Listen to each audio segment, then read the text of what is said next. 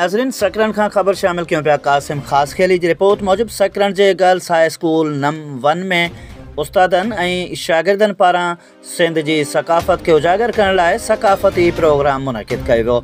सिंध सां मुहबत जो वचन कंदे सिंध जे क़दीमी रिवायतुनि खे उजागर करण समेत सिंध जे महिमान नवाज़ी ऐं सिंध जे ॿाहिरनि तोड़े शहरनि जे कल्चर रहणियुनि कहणियुनि रीतियुनि रवाजुनि बाबति टेबलोस पेश करण समेत ॻोठाणे माहौल जे हुस्नकिन सां मालामाल स्कूल में हिकु ॻोठ पिणु ठाहियो वियो। सिंधी माण्हुनि जी रहणी जी मुकमिल अकासी कई वई। स्कूली शागिर्दियाणनि सिंधी वेस उॾे अजरक पाए प्रोग्राम खे 4 चंड लॻाए छॾिया।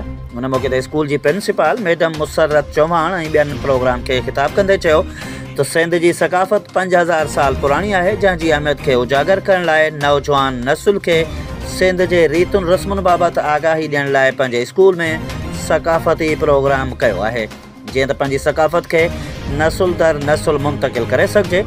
प्रोग्राम में स्कूल जे ॿारनि सकाफ़ती वेस पाए सिंधी क़ौमी गीतनि ते रक़्स पिणु कयो।